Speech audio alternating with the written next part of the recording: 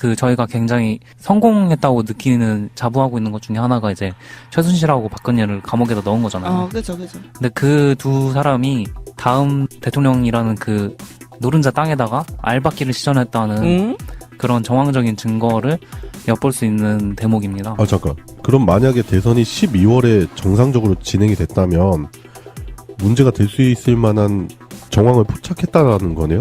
네, 그렇죠. 오. 그때만은 아니라도 일단 다음 대선이라는 거를 위해서 굉장히 오랫동안 공을 들여온 것 같은 느낌을 받았어요. 그러니까 에일리언이 숙주에다가 알 심어놓듯이. 네, 왜 그런지는 들어보시면 아시겠지만 네. 이제 다시 한번 그때 정황을 설명을 드리면 네네. 그 투표지 분류기 있잖아요. 네. 투표지 분류기가 정확하게 뭔지도 모르시는 분들이 있는데 그 여러분이 투표하시는 소중한 한 표를 사실은 개표장으로 이송이 돼서 네. 그걸 개표를 실제로 시작할 때 맨 처음 단계가 이제 함을 여는 거고 함을 연 바로 다음이 기계를 먼저 돌려요.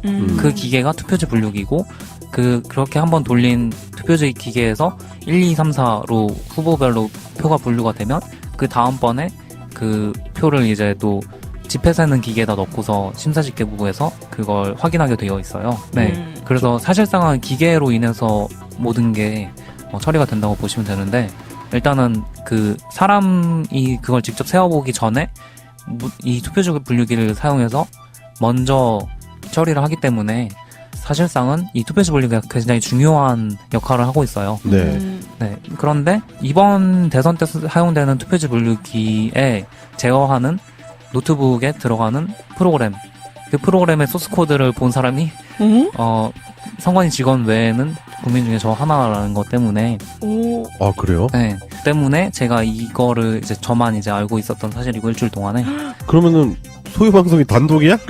예, 약간 그런 느낌이죠. 제일 처음 이제 공적으로 나가게 되는. 잠깐 나 엄청 부담스러워. 청심환 좀 사올래? 심장 떨려, 심장. 일단 들어볼게요. 무슨 내용인지. 네. 네. 일단 그 투표지 분류기라는 게 분류를 하는 거잖아요. 네. 그렇기 때문에 1번 표에는 몇 장이 같고 2번 표에는 몇 장이 같고 그런 것들을 결과를 내고 표를 실제로 그 함에다가 넣는 일을 한단 말이죠.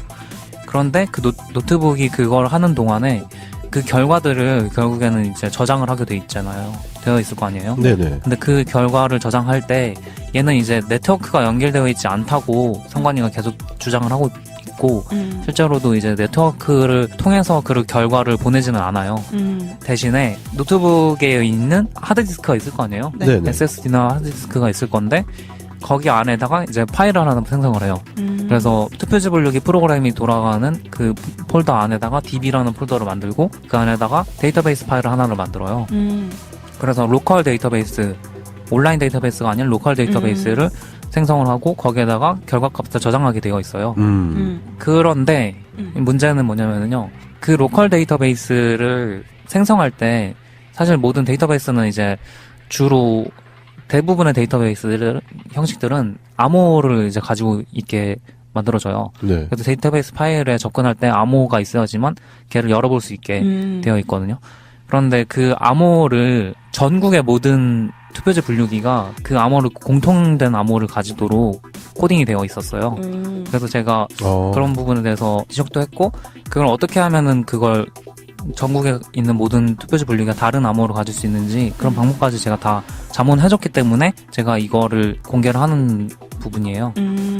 사실 그런 패스워드가 동적으로 바뀌는 값이 아니고 그렇게 코드에다가 딱 박아놓은 거가 이제 하드 코딩이라고 하는데 그거를 그렇게 하는 거가 굉장히 문제예요.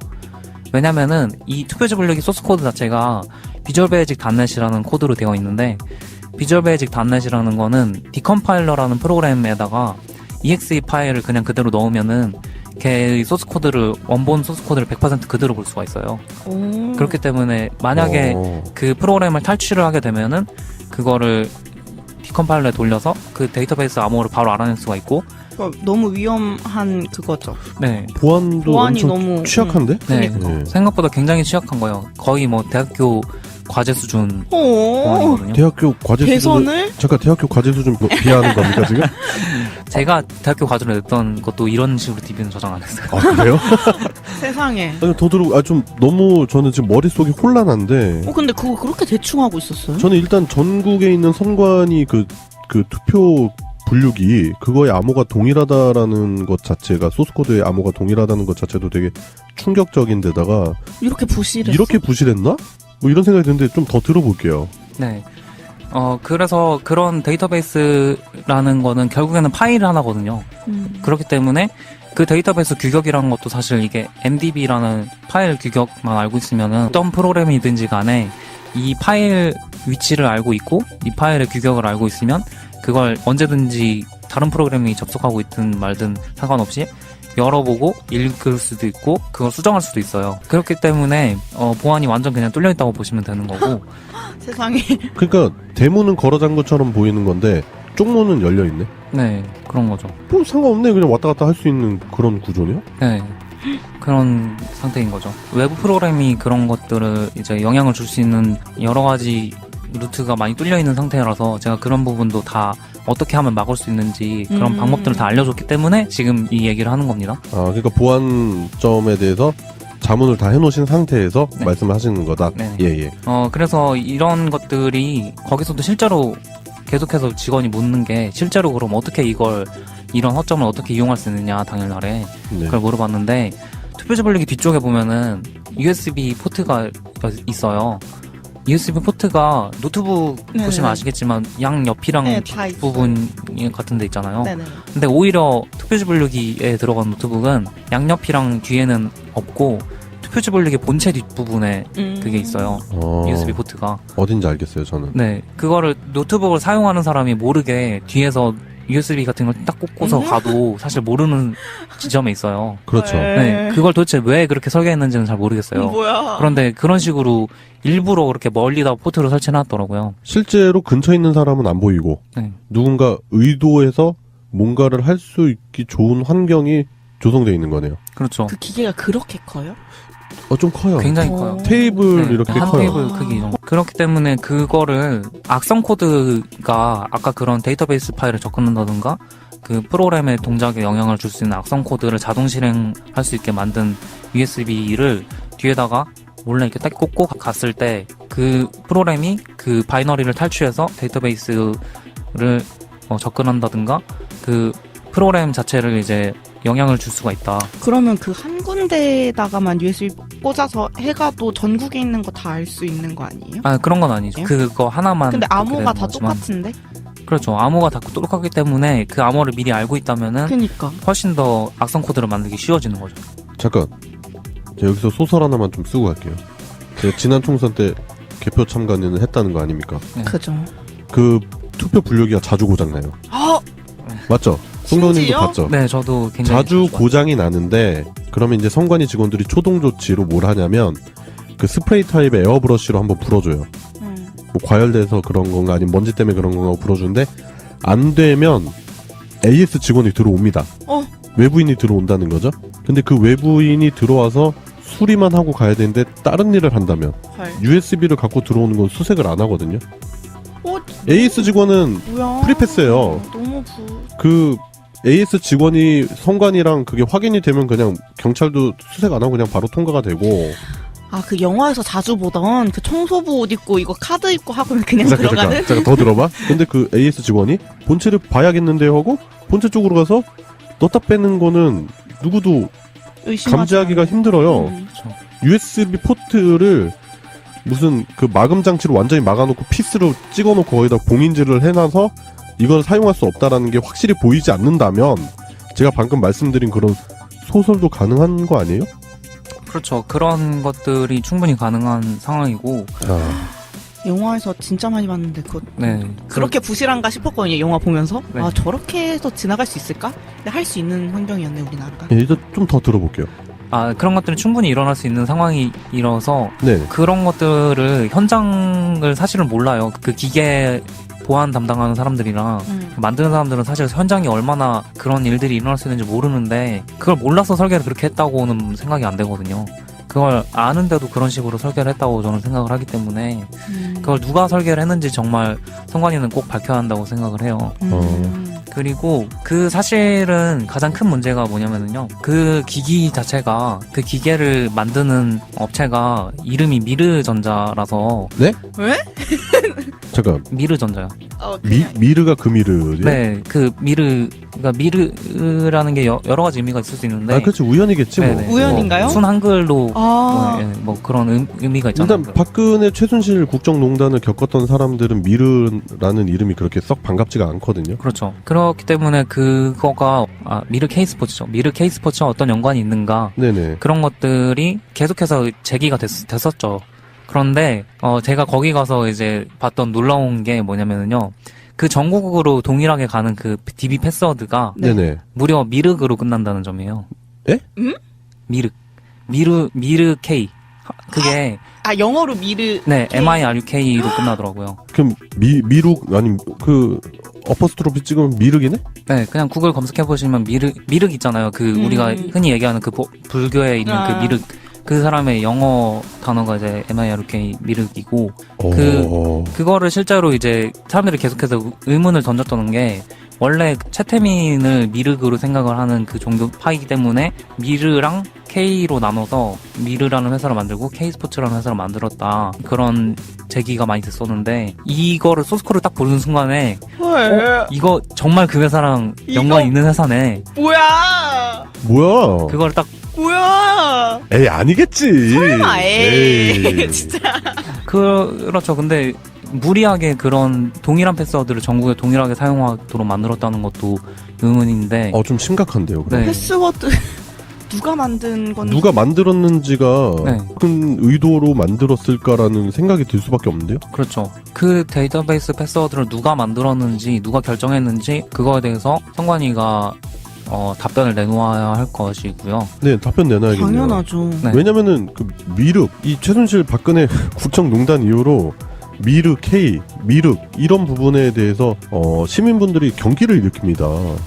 그런데 무려 5월 9일 대선이 코앞인데 거기에 써야 되는 소스 코드의 암호 일부가 미륵이라고요. 네. 아니 무슨. 야, 이거 그게 그렇게 흔한 단어가 아니잖아요. 그 송병호님 그거 보셨을 때 완전히 예, 저는 소름이 막 끼쳐가지고. 그러니까 나도 저도 지금 완전 소름 끼쳐 말도 안 돼. 있어요. 녹음하는데 막 지금 막 등골이 막 지금 날씨가 그렇게 안 더운데 막 땀이 차네 자꾸. 그때 그걸 제가 발견했을 때가 저녁 6시 이럴 때였는데 그때 당시에는 보안자문회의에 참석했던 모든 사람이 다 가버린 상황이었어요. 그래서 저만 사실은 거기 남아있는 유일한 사람이었고. 아니 왜 송병호님 남았어요? 다른 직원들만 있었던 거예요. 그거 관련된 사람들만 보안 담당 선관위 직원하고 그 기계 프로그램을 만든 회사 사장하고 그 프로그래머 한 명 이렇게 3명이 저를 계속해서 제가 소스코드를 보는 저를 계속해서 감시하는 사람 3명이 붙어있었고 그런 시점에서 제가 이제 그걸 발견했기 때문에 그날 자문회의에 참석했던 다른 국회의원이라든가 그 다른 시민단체 의원들은 그런 사실에 대해서 사실 모르고 간 상황이었고. 그러니까 송병호님 그날 남아있었던 이유가 그거를 끝까지 뭔지를 볼 권리가 있으니까 네네. 그걸 다 확인을 하고 가려고 했었던 네. 거고 그런 상황에서 나머지 같이 참가했던 분들은 별 의미가 없다고 생각하고 일찍 다 집에 가신 거고. 네. 그런데 송병호님 그걸 확인하려고 하니까 그 주변에 그 선관위 직원들이 자리를 뜨지 못하고 있었던 상황이네요. 네. 그것도 직원들은 서가지고 3명이서 뒤에서 서가지고 제 바로 뒤에서 이제 계속 저를 보고 있는 거예요. 얘가 뭐 보고 얘가 네. 이거 볼까 말까 하면서 완전히 그거지. 그 엄마가 갑자기 내 책상에 와. 너 일어나. 그러면서 책상 좀 한번 봐야겠다 이러는데 짱박 없는 성적표가 있네? 그래서 저 걸리면 안 되는데 그런 느낌? 네. 약간 그런 상황이었고 그래서 제가 그거에 대해서 미륵을 누가 정했느냐 네. 그거에 대해서 이제 누가 정하셨는지는 모르겠는데 이런 식으로 암묵적으로 질문 던졌는데 그거 관련해서는 셋 다 아무런 대답조차 안 하고 그냥 무건을 하셨어요. 그래서 네, 댓글을 아예 안 하셨어요. 그리고 뭐야? 그 보안 담당 직원은 네. 그거에 대해서 그게 뭐 문제가 되느냐 하는 식으로 다른 걸로 자꾸 제 관심을 자꾸 끄는 것만 집중을 하시고 그거에 대한 정확한 답을 안 주고 그냥 넘어가 버렸어요. 제가 그때 당시 그분들이 허둥지둥하면서 다른 걸로 제 관심을 돌리기 위한 주제를 매우 적극적으로 환기시키는 걸 제가 녹음을 다 해놨기 때문에 그런 것들에 대해서 그분들이 전혀 반박을 하실 수가 없는 상황이고요. 이거 외에도 사실 굉장히 또 커다란 문제점들이 많이 있어요. 보안이 정말 그 중앙선관위 서버 자체도 굉장히 많은 보안적인 허점이 있어서 그런 것들을 저희가 이제 종합해서 월요일에 기자회견을 한 예정이고. 시민의 눈 차원에서 기자회견 하시는 거죠? 네네. 그럼? 네. 모르겠어요. 일단 기자회견이 일파만파 퍼지면 일단 진보 언론에서는 많이 좀 다뤄줄 것 같고 예고편 차원에서도 알아두시면 좋겠다는 생각이 좀 드네요. 근데 무섭다. 나 진짜 너무 실망이야. 내가 그러니까 제가 왜 그 투개표에 대해서 관심을 가졌냐면 예전에 막 그 4.19 때 부정선거 이런 거 뭐 영화 효자동 이발사 같은 거 보면은 막 갑자기 정전 팍 시켜놓고 표 맞아. 끄려버리고 다시 불 켜놓고 막 그런 진짜 블랙 코미디잖아요. 우리가 봤을 때는 웃기다 예전에 저랬었나 보다 했는데 요즘은 없겠지라는 생각을 강하게 갖던 사람이었는데 2012년 대선 때 실제로 낙곰수에서 마지막 방송을 잘 들어보시면 아실 거예요. 거기서 그 김어준 총수랑 주진우 기자가 계속 얘기했던 게 투표에서 이기고 개표에서 집니다. 투표 참관인 하세요. 가서 개표 참관인 하세요 하면서 계속 강조를 했었는데 그때 아니 지금도 그 기계가 닿았는데 그런 문제가 생길 수 있을까라고 했고 그리고 나서 계속 제기됐던 게 지난 18대 대선에 그러니까 선거 개입 뭐 이런 거 막 나왔었잖아요. 국정원이나 막 문제 됐었고 그런 부분들 보면서 그 투표랑 개표가 깨끗하지가 않구나. 그리고 실제로 지난 4.13 총선에 시민의 눈으로 활동을 하면서 봤는데 심각하구나. 진짜 투표에서 이기고 개표에서 질 수도 있겠구나라는 생각을 강하게 했거든요. 뭐 물론 그런 거에 관해서 이제 시민의 눈 회원분들이나 아니면 송병훈님이랑도 개인적으로 디스커션 했는데 그런 와중에 들으니까 이거는 진짜 간담이 서늘해지네요. 진짜 무섭네. 진짜 소름 돋아요. 이건 야당 측뿐만 아니라 지금 모든 후보들 정당에서 이거 좀 강하게 문제 제기해야 되는 부분 아닌가요? 네, 지금 그렇지 않아도 저희가 이런 부분에 대해서 지금 다른 지역에서도 사실 그 제보들이 있었어요. 사실 굉장히 교묘한 방법이잖아요. 그렇죠. 교묘한 방법으로 대선에 개입을 할 거다라는 것들이 주요 정당으로 제보가 간 게 있어서 저희도 그런 것들에 같이 동참을 해서 이런 것들을 문제 제기를 할 예정이고요. 지금 당장 제가 이제 그런 것들에 이제 미팅이 잡혀 있어가지고 네, 오늘 중으로 이제 막 처리해야 되고 막 그런 상황들이라 저도 아직 정확하게 결정된 건 없지만은 분명히 이슈화를 시키고 저희가 이걸 선관위에서 안 쓰게 하는 거죠. 사실은 그런 문제가 굉장히 많은 상태의 투표지 분류기를 사용하지 못하도록 하는 것에 지금 중점을 맞추고 있고 이번에 더 플랜 영화도 개봉을 했지만 제가 거기 출연을 했기 때문에 사실 또 말하는 게 좀 그렇긴 하지만은 스포는 하지 말고 그런 것도 거기에 사실 집중을 하고 있는 거거든요. 투표지 분류기가 굉장히 허점이 많고 그것들을 중앙에서 굉장히 손쉽게 조작을 할 수 있는 모든 틀을 마련하고 있다. 그런 것 때문에 지난 총선에도 봤는데 너무 비효율적이에요. 지금 현재 투표 개표 진행 과정이 투표소에 이제 투표 참관인이 들어가죠. 그럼 투표를 하잖아요. 그럼 거기서 바로 까서 그 투표 참관인이 개표 참관인이 돼가지고 개표하면 됩니다. 그러니까 투표 진행 요원이 개표 진행 요원이 돼서 하면은 비용을 더블로 들일 필요가 없다니까요. 비용 절감이 어마어마하게 줄죠. 그리고 그 투표함 이송하려는 거 다 돈이잖아요. 다 유류 때 써야 되잖아요. 차 불러야 되죠. 사람 있어야 되죠. 그 인건비 다 줄일 수 있어요. 그리고 또 체육관 같은 거 임대해야죠. 그런 거 없어도 돼요. 큰 공간이 필요하지 않고 현장에서 바로 거기서 수개표로 집계를 해가지고 넘겨주고 계속 카운트해서 더 하면 되는 거잖아. 그 선진국은 다 그렇게 하는데 왜 우리나라만 그런 문제가 많은 투표 분류기를 써야 되고 제가 실제로 현장에서 봤지만 고장이 엄청나. 뭐 이딴 기계가 다 있나 싶을 정도로 고장이 많이 나더라고. 그러니까 이거 왜 이래요? 그러니까 고장 났어요?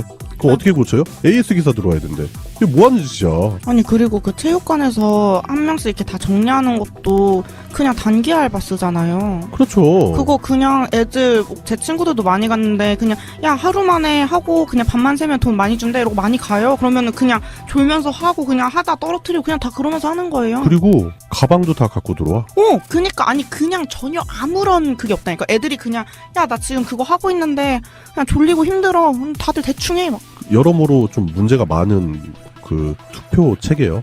제가 봤을 땐 선거 체제에서 특히 투표 개표 과정이 문제가 많다라는 생각이 소름 끼친다 진짜. 저도 사실은 그거 참석하기 전까지는 그렇게까지 부정선거가 개입될 수 있다고 생각을 안 했는데 그날을 계기로 생각이 저도 변했어요.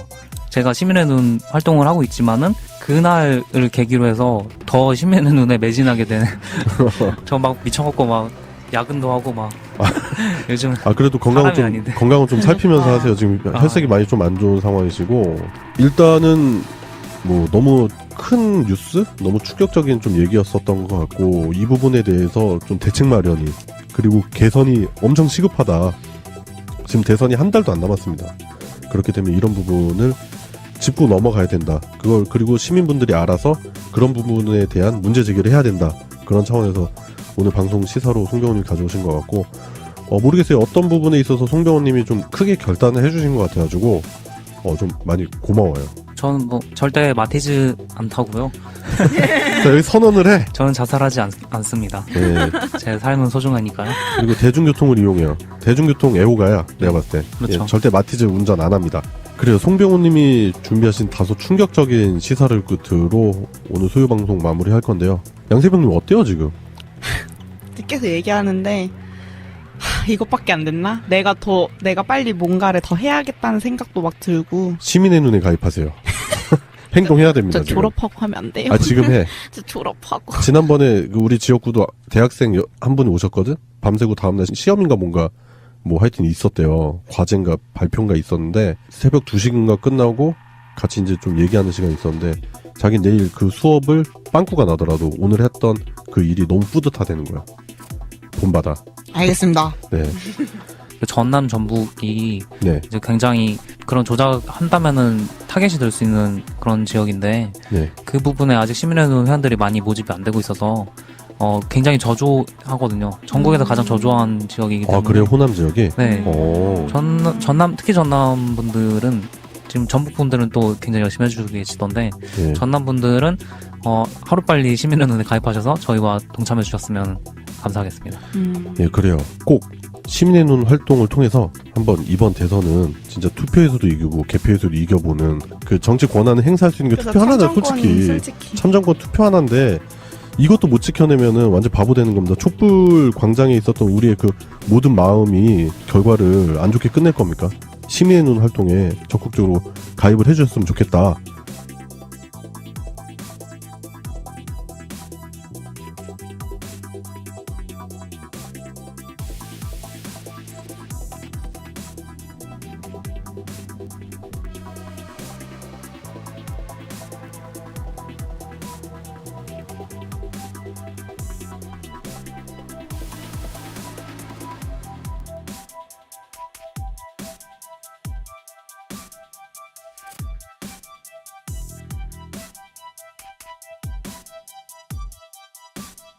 저만 이제 알고 있었던 사실이고 일주일 동안에 그러면은 소유 방송이 단독이야? 예, 약간 그런 느낌이에요. 제일 처음 이제 공적으로 나가게 되는. 잠깐 나 엄청 부담스러워. 청심환 좀 사올래? 심장 떨려, 심장. 일단 들어볼게요. 무슨 내용인지. 네. 네. 일단 그 투표지 분류기라는 게 분류를 하는 거잖아요. 네. 그렇기 때문에 1번 표현은 몇 장이 같고 2번 표현은 몇 장이 같고 그런 것들을 결과를 내고 표를 실제로 그 함에다가 넣는 일을 한단 말이죠. 그런데 그 노트북이 그걸 하는 동안에 그 결과들을 결국에는 이제 저장을 하게 돼 있잖아요. 되어 있을 거 아니에요? 네네. 근데 그 결과를 저장할 때 얘는 이제 네트워크가 연결되어 있지 않다고 선관위가 계속 주장을 하고 있고 실제로도 이제 네트워크를 통해서 그 결과를 보내지는 않아요. 대신에 노트북에 있는 하드디스크가 있을 거 아니에요? 네. SSD나 하드디스크가 있을 건데 거기 안에다가 이제 파일을 하나 생성을 해요. 그래서 투표지 분류기 프로그램이 돌아가는 그 폴더 안에다가 DB라는 폴더를 만들고 그 안에다가 데이터베이스 파일을 하나를 만들어요. 그래서 로컬 데이터베이스, 온라인 데이터베이스가 아닌 로컬 데이터베이스를 생성을 하고 거기에다가 결과값을 저장하게 되어 있어요. 그런데 문제는 뭐냐면요. 그 로컬 데이터베이스를 생성할 때 사실 모든 데이터베이스는 이제 주로 대부분의 데이터베이스 형식들은 암호를 이제 가지고 있게 만들어져요. 네. 그래서 데이터베이스 파일에 접근할 때 암호가 있어야지만 걔를 열어볼 수 있게 되어 있거든요. 그런데 그 암호를 전국의 모든 투표지 분류기가 그 암호를 공통된 암호를 가지도록 코딩이 되어 있었어요. 그래서 제가 그런 부분에 대해서 지적도 했고, 그걸 어떻게 하면은 그걸 전국에 있는 모든 투표지 분류기가 다른 암호를 가질 수 있는지 그런 방법까지 제가 다 자문해줬기 때문에 제가 이거를 공개를 하는 부분이에요. 사실 그런 패스워드가 동적으로 바뀌는 값. 맞죠? 송도님도 심지어? 봤죠? 네, 저도 굉장히 자주 좋아요. 고장이 나는데 그러면 이제 성관이 직원들이 초동 조치로 뭘 하냐면 그 스프레이 타입의 에어브러쉬로 한번 불어줘요. 뭐 과열돼서 그런 건가 아니면 먼지 때문에 그런 건가 불어주는데 안 되면 AS 직원이 들어옵니다. 외부인이 들어온다는 거죠. 근데 그 외부인이 들어와서 수리만 하고 가야 되는데 다른 일을 한다면 USB를 갖고 들어오는 건 수색을 안 하거든요. AS 직원은 뭐야? 프리패스예요. 너무 그 AS 직원이 성관이랑 그게 확인이 되면 그냥 경찰도 수색 안 하고 그냥 바로 통과가 되고. 그 영화에서 자주 보던 그 청소부 옷 입고 이거 카드 입고 하고는 그냥 들어가는? 잠깐 더 들어봐. 근데 그 AS 직원이 본체를 봐야겠는데요 하고 본체 쪽으로 가서 넣다 빼는 거는 누구도 감지하기가 힘들어요.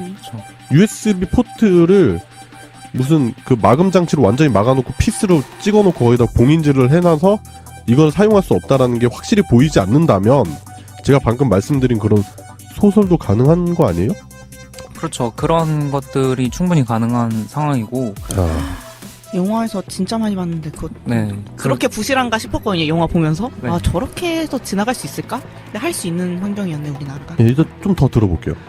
그런 것들이 충분히 일어날 수 있는 상황이라서 네. 그런 것들을 현장을 사실은 몰라요. 그 기계 보안 담당하는 사람들이랑 만드는 사람들은 사실 현장이 얼마나 그런 일들이 일어날 수 있는지 모르는데 그걸 몰라서 설계를 그렇게 했다고는 생각이 안 되거든요. 그걸 아는데도 그런 식으로 설계를 했다고 저는 생각을 하기 때문에 그걸 누가 설계를 했는지 정말 성관이는 꼭 밝혀야 한다고 생각을 해요. 그리고 그 사실은 가장 큰 문제가 뭐냐면은요. 그 기기 자체가 그 기계를 만드는 업체가 이름이 미르전자라서. 네? 왜? 잠깐. 미르전자요. 미르가 그 미르지? 네, 그 미르이 아니고 그렇게 코드에다가 딱 박아놓은 거가 이제 하드 코딩이라고 하는데 그거를 그렇게 하는 거가 굉장히 문제예요. 왜냐면은 이 투표지 분류기 소스 코드 자체가 비주얼 베이직 닷넷이라는 코드로 되어 있는데 비주얼 베이직 닷넷이라는 거는 디컴파일러라는 프로그램에다가 exe 파일을 그냥 그대로 넣으면은 걔의 소스 코드를 원본 소스 코드를 100% 그대로 볼 수가 있어요. 그렇기 때문에 만약에 그 프로그램을 탈취를 하게 되면은 그거를 디컴파일러에 돌려서 그 데이터베이스 암호를 바로 알아낼 수가 있고. 너무 위험한 그거죠. 네. 보안이 엄청 너무 취약한데? 네. 생각보다 굉장히 취약한 거예요. 거의 뭐 대학교 과제 수준 보안이거든요. 대학교 과제 개선을? 수준 잠깐 대학교 과제 수준 비하하는 겁니까 지금? 제가 대학교 과제를 냈던 것도 이런 식으로 DB는 저장 안 했어요. 그래요? 세상에. 아니 더 들어 좀 너무 저는 지금 머릿속이 혼란한데. 근데 그거 그렇게 대충 하고 있었어요? 저는 일단 전국에 있는 선관위 그 투표 분류기 그거의 암호가 동일하다라는 것 자체가 소스코드의 암호가 동일하다는 것 자체도 되게 충격적인데다가 이렇게 부실했나? 뭐 이런 생각이 드는데 좀 더 들어볼게요. 네. 그래서 그런 데이터베이스라는 거는 결국에는 파일 하나거든요. 그렇기 때문에 그 데이터베이스 규격이라는 것도 사실 이게 MDB라는 파일 규격만 알고 있으면은 어떤 프로그램이든지 간에 이 파일 위치를 알고 있고 이 파일의 규격을 알고 있으면 그걸 언제든지 다른 프로그램이 접속하고 있든 말든 상관없이 열어보고 읽을 수도 있고 그걸 수정할 수도 있어요. 그렇기 때문에 보안이 완전 그냥 뚫려있다고 보시면 되는 거고. 세상에. 그러니까 대문은 걸어잔 것처럼 보이는 건데 쪽문은 열려있네. 네, 그런 거죠. 뭐 상관없네. 그냥 왔다 갔다 할 수 있는 그런 구조네요. 네, 그런 상태인 거죠. 외부 프로그램이 그런 것들을 이제 영향을 줄 수 있는 여러 가지 루트가 많이 뚫려 있는 상태라서 제가 그런 부분도 다 저희가 굉장히 성공했다고 느끼는 자부하고 있는 것 중에 하나가 이제 최순실하고 박근혜를 감옥에다 넣은 거잖아요. 그죠. 근데 그 두 사람이 다음 대통령이라는 그 노른자 땅에다가 알박기를 시전했다는 그런 정황적인 증거를 엿볼 수 있는 대목입니다. 잠깐. 그럼 만약에 대선이 12월에 정상적으로 진행이 됐다면 문제가 될 수 있을 만한 정황을 포착했다는 거네요. 네, 그렇죠. 오. 그때만은 아니라도 일단 다음 대선이라는 거를 위해서 굉장히 오랫동안 공을 들여온 것 같은 느낌을 받았어요. 그러니까 에일리언이 숙주에다가 알 심어 놓듯이. 네. 왜 그런지는 들어보시면 아시겠지만, 네. 이제, 예. 다시 한번 그때 정황을 설명을 드리면, 네네. 그 투표지 분류기 있잖아요. 네. 투표지 분류기가 정확하게 뭔지도 모르시는 분들이 있는데, 그 여러분이 투표하시는 소중한 한 표를 사실은 개표장으로 이송이 돼서, 네. 그걸 개표를 실제로 시작할 때, 맨 처음 단계가 이제 함을 여는 거고, 함을 연 바로 다음이 기계를 먼저 돌려요. 그 기계가 투표지 분류기고, 그렇게 한번 돌린 투표지 기계에서 1, 2, 3, 4로 후보별로 표가 분류가 되면, 그 다음번에 그 표를 이제 또 지폐 세는 기계에다 넣고서 심사집계부에서 그걸 확인하게 되어 있어요. 네. 그래서 사실상은 기계로 인해서 모든 게 처리가 된다고 보시면 되는데, 일단은 그 사람이 그걸 직접 세어보기 전에 이 투표지 분류기를 사용해서 먼저 처리를 하기 때문에 사실상은 이 투표지 분류기가 굉장히 중요한 역할을 하고 있어요. 네. 네. 그런데 이번 대선 때 사용되는 투표지 분류기에 제어하는 노트북에 들어가는 프로그램, 그 프로그램의 소스 코드를 본 사람이 선관위 직원 외에는 국민 중에 저 하나라는 것 때문에 아, 그래요? 네. 때문에 제가 이거를 이제 어떻게 하면 막을 수 있는지 그런 방법들을 다 알려줬기 때문에 지금 이 얘기를 하는 겁니다. 아, 그러니까 보안점에 대해서 자문을 다 해놓으신 상태에서 네. 말씀을 하시는 거다. 네. 예. 그래서 이런 것들이 거기서도 실제로 계속해서 직원이 묻는 게 실제로 그럼 어떻게 이런 허점을 어떻게 이용할 수 있느냐 당일날에 네. 그걸 물어봤는데 투표지 분류기 뒤쪽에 보면은 USB 포트가 있어요. USB 포트가 노트북 네네. 보시면 아시겠지만 양옆이랑 네, 다 있어요. 뒷부분 같은 데 있잖아요. 네네. 근데 오히려 투표지 분류기에 들어간 노트북은 양옆이랑 뒤에는 없고 투표지 분류기 본체 뒷부분에 그게 있어요.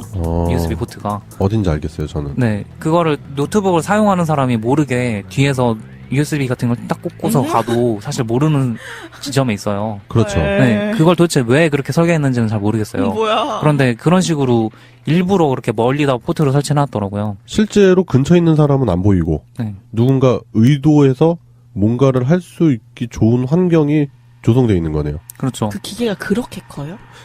좀 커요. 굉장히 커요. 테이블 네, 이렇게 한 커요. 테이블 크기 정도. 그렇기 때문에 그거를 악성 코드가 아까 그런 데이터베이스 파일을 접근한다든가 그 프로그램의 동작에 영향을 줄 수 있는 악성 코드를 자동 실행할 수 있게 만든 USB를 뒤에다가 몰래 이렇게 딱 꽂고 갔을 때 그 프로그램이 그 바이너리를 탈취해서 데이터베이스를 접근한다든가 그 프로그램 자체를 이제 영향을 줄 수가 있다. 그러면 그 한 군데에다가만 USB 꽂아서 해가도 전국에 있는 거 다 알 수 있는 거 아니에요? 아, 그런 건 아니죠. 예? 그거 하나만. 근데 그렇게 암호가 되는 다 거지만. 똑같은데? 그렇죠. 암호가 다 똑같기 때문에 그 암호를 미리 알고 있다면은 그니까. 훨씬 더 악성 코드를 만들기 쉬워지는 거죠. 잠깐. 제가 여기서 소설 하나만 좀 쓰고 갈게요. 제가 지난 총선 때 개표 참관을 했다는 거 아닙니까? 네. 그죠. 그 투표 분류기가 자주 고장나요. 아!